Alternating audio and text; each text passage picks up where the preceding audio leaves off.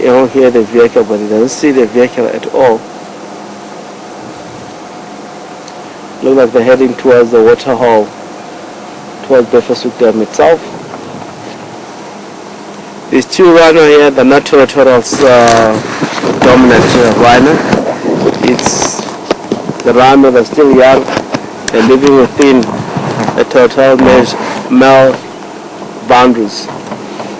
So they're living inside short-horn male as a territorial male into the area. And all of them still respect him as a dominant male. They don't defecate from the same medium that actually the dominant male defecating. They still defecate from the side, same as female when they came into the area. I mean, while they're around in the area, come across with the information side of the midden, they defecate aside to let them know that they're inside the territory, and they give the status of the female, whether the female she's lactating or the female she's pregnant or the female is looking for a male. Is going to be information on the dung itself, also from the urine. A male is going to follow up. So let us find our way here. It's not easy also from us to get out and try to follow them behind.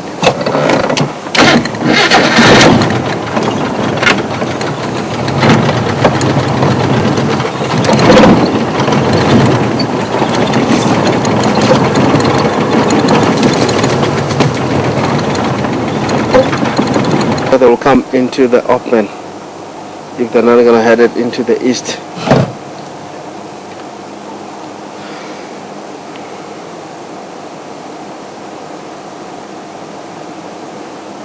These are the white rhino.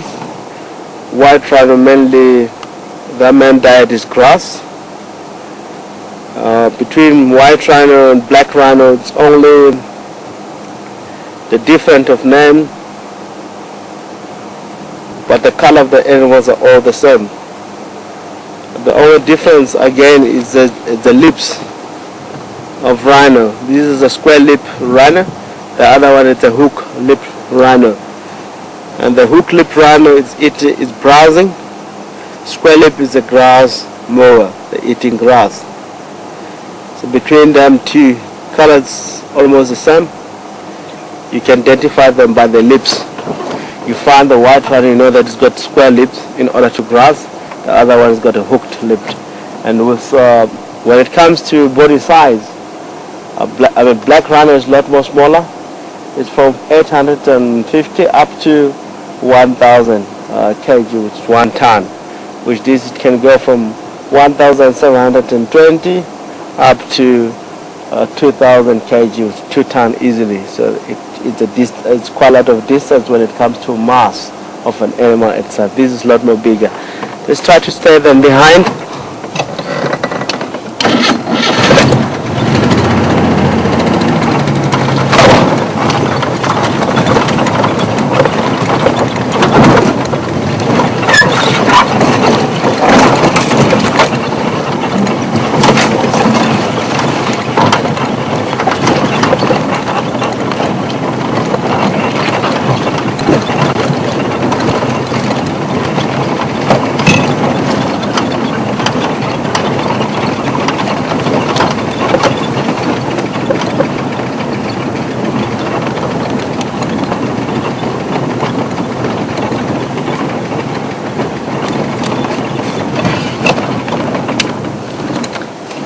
This species of rhino is very, very well known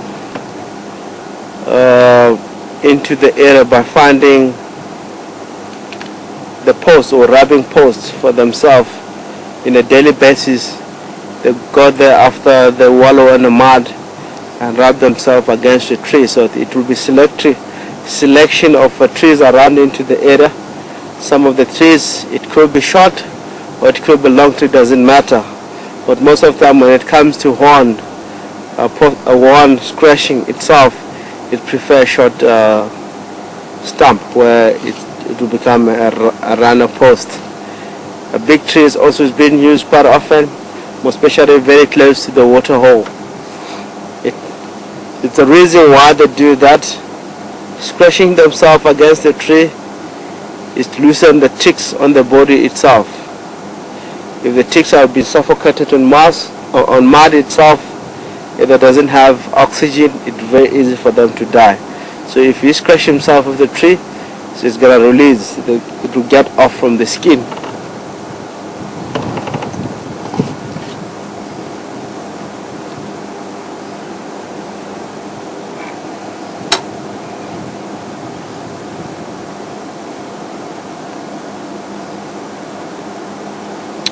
And it's very amazing. Rhino, when it comes to territory, is unlike lions and leopard. Leopard doesn't allow other leopard to enter to his territory, or even lion, for other male lion for same gender to enter to the territory. That is a challenge of fight. Rhino, if it's a dominant male, if other rhino enter into territory, he has to respect the maiden. If he doesn't defecate the same maiden, defecate from aside from the maiden, it shows the respect of a dominant male. So he's going to accommodate them, all of them within his territory, as long as they don't defecate the same maiden and kick the down. It means challenging of the fight. So they're going to hunt each other and come across each other and start to have that argument of fighting. Whoever wins, it will take over the territory. It's very common for the rhino to operate in 10 square kilometers of an area. It can oversee on that. It depends also if it's a lot more stronger. It can go extra mile, putting on the kilometers on his boundaries, on his territorial boundaries. If he's strong enough to push other runners into the area, he can have a bigger land.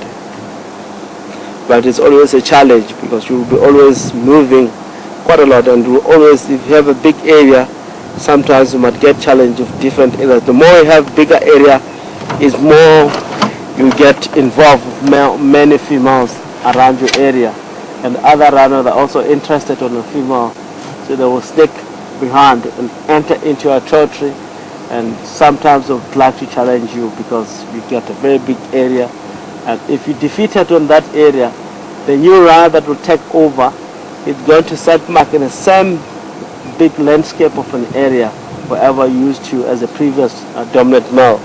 So having an advantage if it comes as a new male, because it defeated a strong male out, it is going to take a bigger area of living.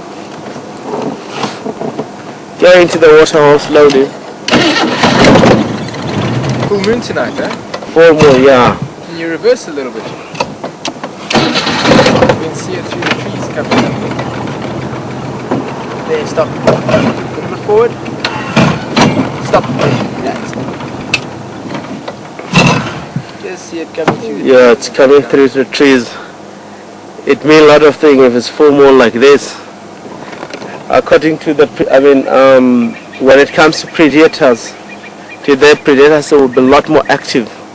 All the antelope are a lot more happy, because it could be anything that will try to come for them, it will be more visible, and they're able to get away from any predators around into the area. There's tomorrow morning at, I think, 4:30, there's going to be eclipse of the moon. Eclipse of the moon. Yeah. So yeah, definitely. I heard it on the radio. So unfortunately we might be still in bed, but that's Yeah. all. We should have to come and witness, actually.